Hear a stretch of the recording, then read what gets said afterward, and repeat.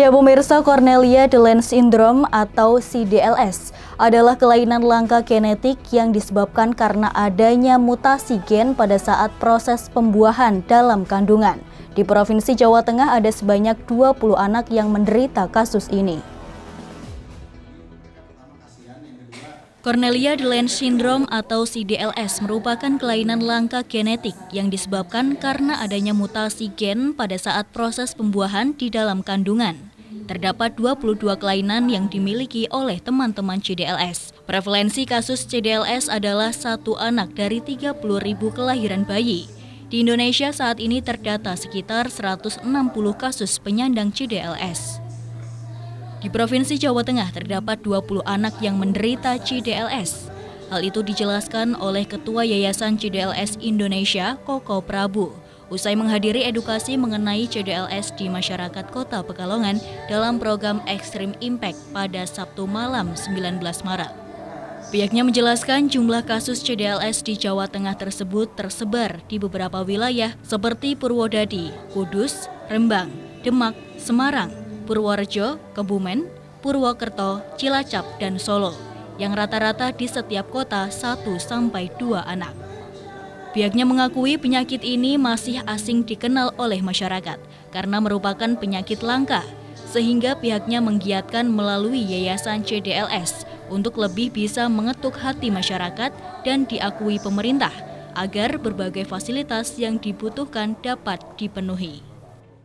Kesehatan bisa mencapai usia tertua di dunia itu 61 tahun. Terus tertua di Indonesia ada di Medan 50 tahun. Terus ada di Lampung 35 tahun, di Jakarta 26 tahun. Terus kemudian anak saya sendiri Oyi itu usianya saat ini 23 tahun. Terus yang lain adalah adik-adiknya anak-anak kami ini rata-rata balita.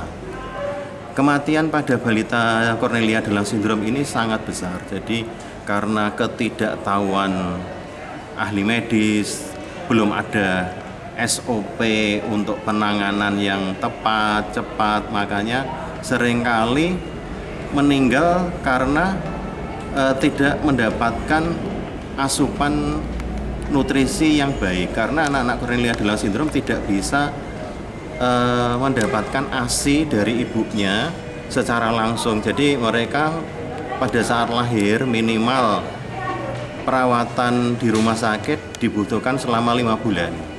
Jadi selama 5 bulan itu harus benar-benar dalam penanganan dokter, terus menggunakan sonde dari mulut ke lambung atau hidung ke lambung untuk memasukkan nutrisi. Jadi yang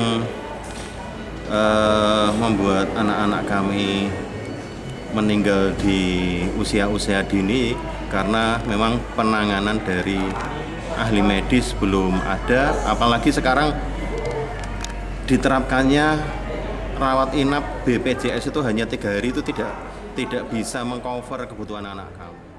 Jadi pihaknya mengajak bagi masyarakat yang melihat tetangga atau saudara yang mempunyai ciri khas seperti mempunyai masalah pada pendengaran, pencernaan, kelainan bawaan seperti jantung, hingga perkembangannya mengalami perlambatan, bisa dilaporkan Yayasan CDLS yang ada di Kota Semarang dengan mengakses informasi dari media sosial seperti Instagram. Irfa Febriani, Batik TV melaporkan.